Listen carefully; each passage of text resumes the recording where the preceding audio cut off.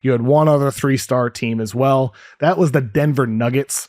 That might surprise some people with Denver, but I know Adam Mades over at DNVR Sports, he said for the first time in his decade plus of covering Denver that he is lower on them than most Nuggets fans seem to be. He's more worried about them, sees them as a 5, 6, or 7 seed this year. I really respect Adam's opinion. I think he's one of the best covering the NBA, doing what he does. And with you, Tom, you seem to have similar concerns about them. What do you think is holding back Denver from that favorite status as a title contender entering this season? The depth.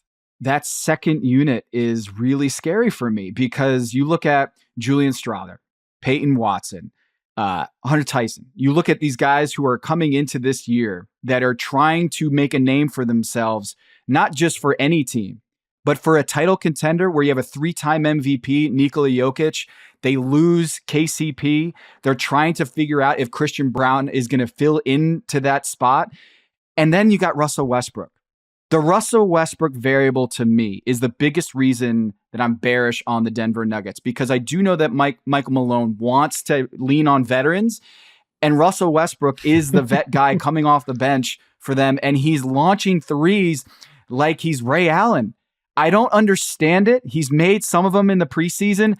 I don't love this. 50%, he's going to tell you, Tom, I've made half my threes. I'm a shooter. It's not so much the 50%, it's the volume. It's like 9 threes every 36 minutes. That's really terrifying for me. Because they're going to start bricking at some point. You just know it. I mean, maybe he has this new shot doctor in the offseason that is helping him, but I don't believe it. I'll believe it when I see it, when Russell Westbrook is a good 3-point shooter. You said last week he is the worst high volume 3-point shooter in NBA history. And when you look at his game, it's not just the 3-point shot that I'm watching, it's his rim attacks. He's missed 6 of his 7 layups in the preseason. He doesn't seem to have the same burst or the lift. And when you lose that, when Russell Westbrook isn't able to finish at a high level around the rim, that's when the wheels come off. And I'm just worried, not just about the sustainability of that 3-point shooting. I'm not buying the 3-point shot. I am a little bit more concerned about the rim attacks. And he did have this nice alley-oop with Jokic in the half court, which is cool. But like the other rim attacks were not pretty. He just couldn't get off the ground in ways that we usually see with Russell Westbrook. And come playoff time, none of those guys, those names that I said earlier in the rotation, averaged more than 10 minutes a game, and most of them got DNP CDs in the postseason. And I just worry that Michael Malone's going to fall in love with Dario Saric and Russell Westbrook by default, and that scares me in their title contention status. One of the interesting things with Denver this entire preseason right now is last year they were 30th last in the NBA in 3-point rate. In preseason right now they are 8th. So they have had a dramatic rise in 3-point rate. Now, on one hand, good. Like MPJ should be shooting more threes. Jamal Murray, you could argue, should be shooting more threes. But Aaron Gordon, Christian Braun, and a lot of Russell Westbrook, even Jokic himself, a lot of these guys who are not elite shooters, Brown has bricked everything this preseason. Russ inevitably at some point will be. Aaron Gordon is not a knockdown guy. Peyton Watson is not a knockdown guy. The Nuggets have a lot of guys on this roster that aren't good shooters. And that's why they were last in 3-point rate last year. They were playing to their strengths. They are not a team that's going to be taking a lot of threes.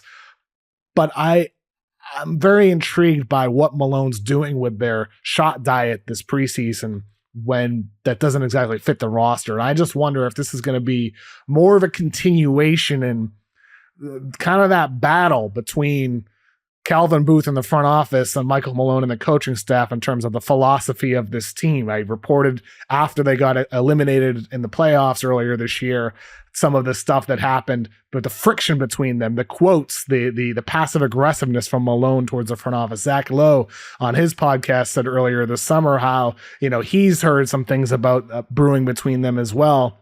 I wonder if this is going to be something that Booth is going to have to address the roster in order to fit the way Malone wants to play. If the rookies and the young guys aren't contributing, and if some of the veterans aren't shooting threes at the level that they need to, they're going to have to make roster changes. Like, you're going to have to do something big. Trading MPJ, I don't know.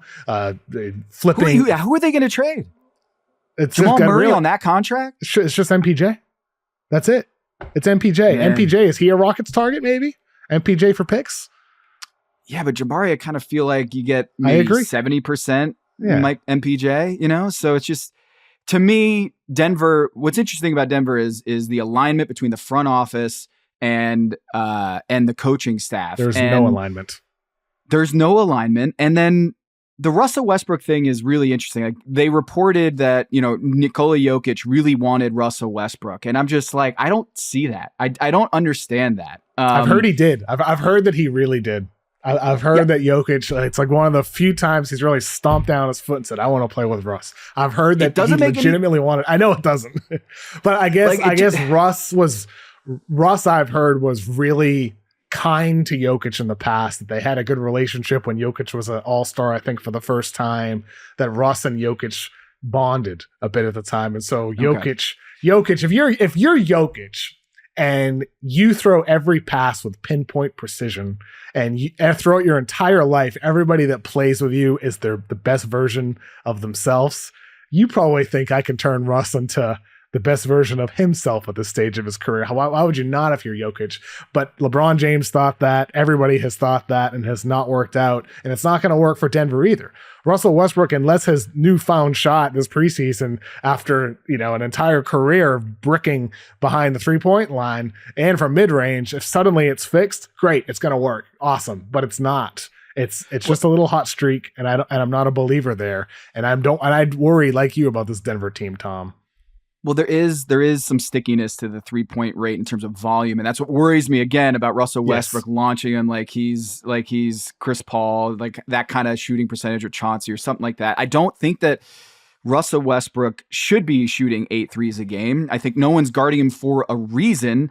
But Owen Phillips is one of the best analytical minds that we have in the NBA media. He launched the F5 Substack a couple years ago and worked for the New York Knicks. He's been posting a little bit in the preseason about the things that are sticky in the preseason for the regular season. Statistically, your team's 3-point rate, the volume of 3-pointers is very sticky. So this Denver Nuggets team that is shooting more threes as a team, that might be a signal that Michael Malone understood. Look, we gotta space the floor. We gotta launch from 3, have a more modern shot profile with this team.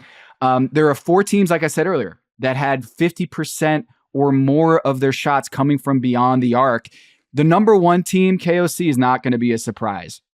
It's the Boston Celtics, the 5-out system, Missoula, and the rest of even though they don't have Porzingis out there in the preseason, they're launching them more than any team, I think, in NBA history. Preseason numbers be damned. They're 55% of their shots are coming from 3-point range. 55%. Crazy. Okay.